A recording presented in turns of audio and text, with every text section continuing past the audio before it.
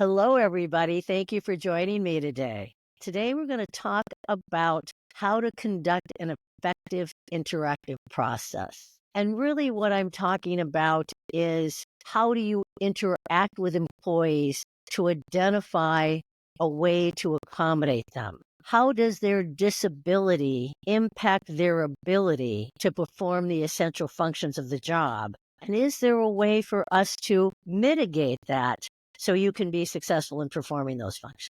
Now, keep in mind and remember, when you're dealing with the Pregnancy Workers Fairness Act, you remove essential functions from the job if necessary and accommodate them with any functions they can perform or any other opportunity to keep them working if you can. And if you can't, because it's not capable to impact or overcome whatever their restrictions are due to their pregnancy, whether they are the normalized restrictions or something more serious under ADA, we're certainly going to be looking at leave as an accommodation.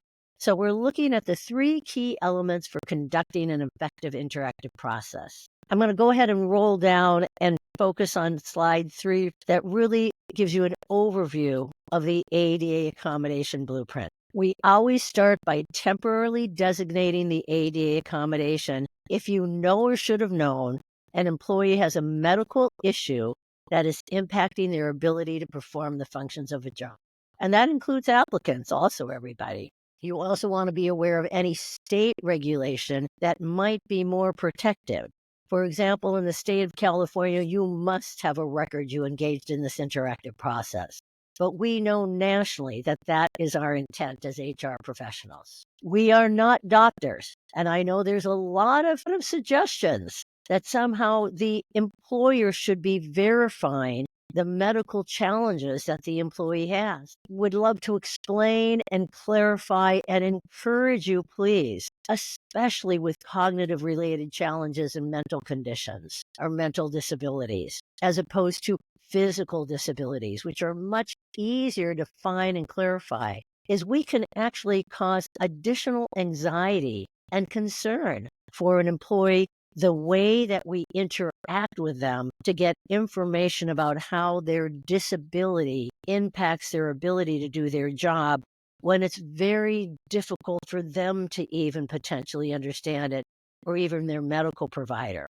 So let's make sure when we are getting medical information regarding the employee's restrictions that prevent them from performing functions of their job because of a disability, let's be very careful to let the employee get that information. If the employee is completely unsuccessful in obtaining information from the medical provider, because for some reason their medical provider isn't able to understand the documentation we've provided, I would highly suggest that at that point you get a HIPAA release and that you get on the phone with the employee, with the medical provider, to clarify for them what it is that they don't understand. And also, please remember, we never start the ADA interactive process without having a solid, clear, valid job description.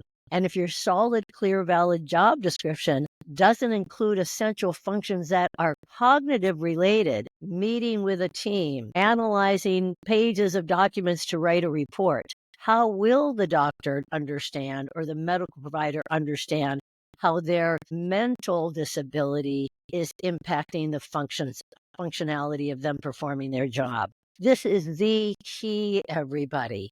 These job descriptions. And remember, we're training voc rehab people to understand the nuances of an essential function job description for the purposes of ADA so they can help you with this. And they can be there during your interactive meetings and be the expert identifying how the accommodation is necessary for the disability and can they find something to mitigate that. This is a very big part of the interactive process. Remember, FEMLA is leave. ADA is a work regulation. It is a regulation that reminds you, you don't discriminate, harass, or retaliate against employees because they have a medical issue that impacts their ability to do their job.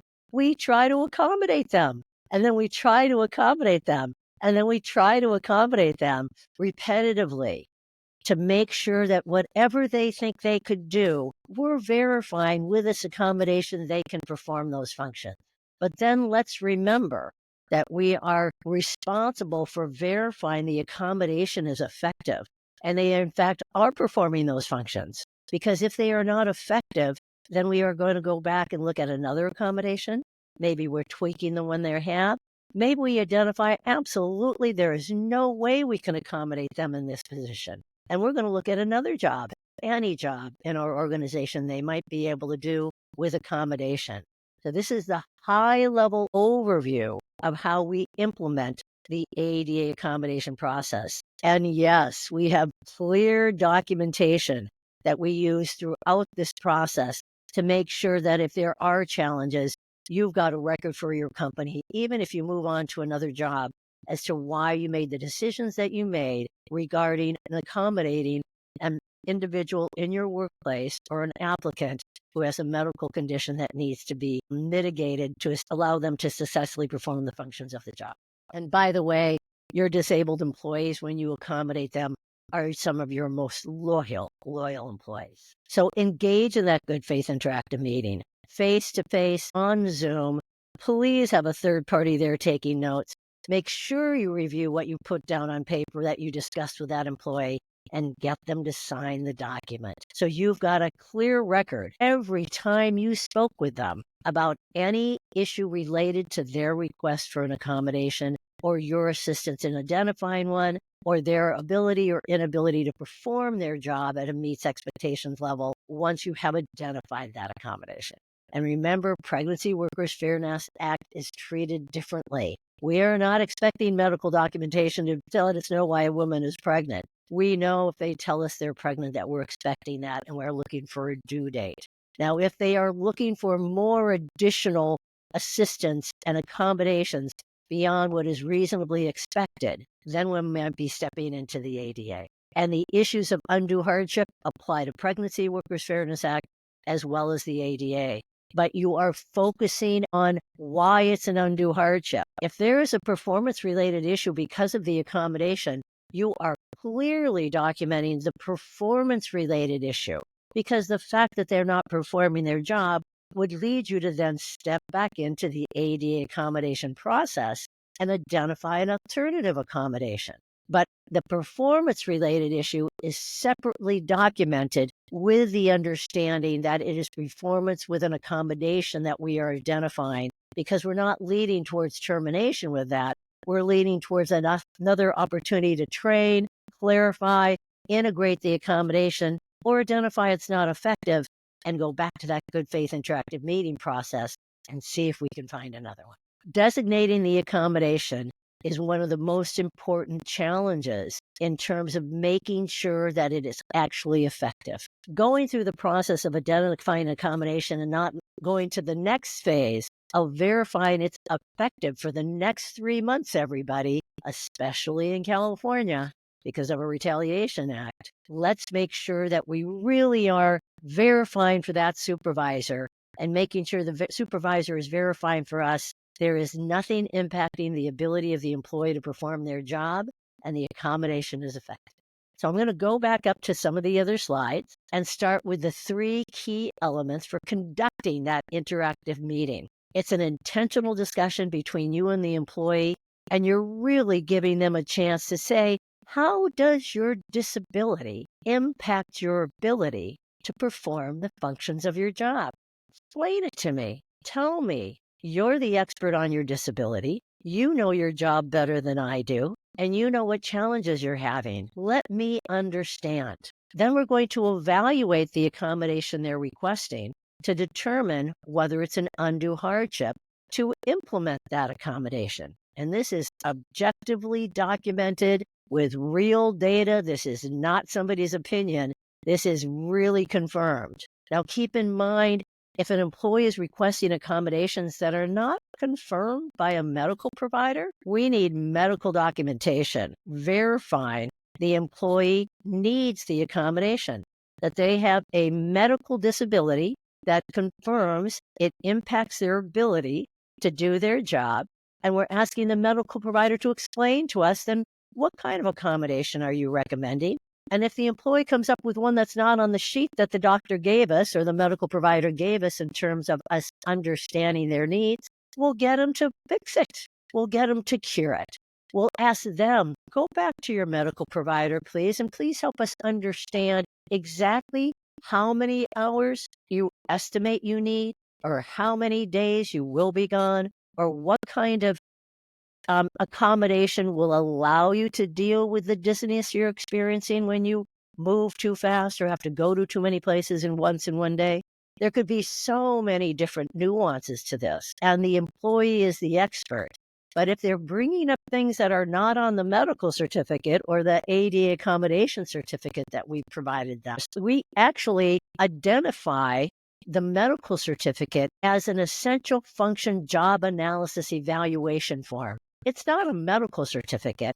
It's a document that the medical provider will review with the employee with that job description, so they can explain to us what parts of the environment or the functions of the job are impacted by the disability. That's really what we're looking for, everybody. And if any time you get a medical certificate or medical documentation that is signed by a provider, and it gives you what you need, you don't need another document. If you have what you need, don't get caught up on it's not my form. The same thing with FEMLA, by the way. If you get a medical certificate from workers' comp and you can fill out the FEMLA form, you have what you need. And then more importantly, and as importantly, is we're documenting the discussion that occurred, because that will be our record. And every time they call and talk to us about this, we're documenting that. When they send us an email, we're documenting that, how we responded. We want a clear record continuously that is chronologically documented how we attempted and either were or were not successful in identifying a methodology and accommodation that helps the employee with a disability have the ability to perform the essential functions of their job. So you're scheduling, preparing for the meeting. You're doing a good faith interactive ADA analysis process to make sure you can identify the accommodations that are necessary. You're confirming if it's an unreasonable request, and you are documenting objectively, in detail, digging down deep, why you think it's an undue hardship. And keep in mind, the ADA has very clear understandings of some of these criteria. And we'll go ahead and bring some of that up as we move forward in these podcasts. The actual details of how you analyze what an essential function is. Why is it an essential function? It could be done once a year, but it's so essential and it impacts so much that if you don't do it and you can't get it done, it's an essential function. So let's make sure we understand that. And we do a good job documenting those undue hardships objectively. And of course, we've got a step-by-step process for all of these criteria.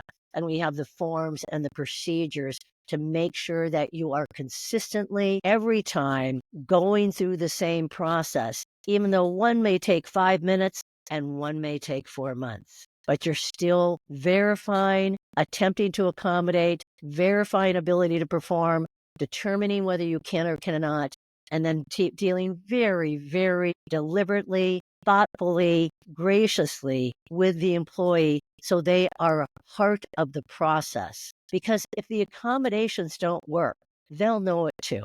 And we want to come to those conclusions together. We never want to send an email telling an employee what we're going to do to them in the ADA accommodation process. That's asking for a lawsuit, everybody. Confirm the accommodation is effective, be in contact with that employee, and really be gracious and thoughtful about how you can help them overcome their disability to have the ability to perform the functions of your job.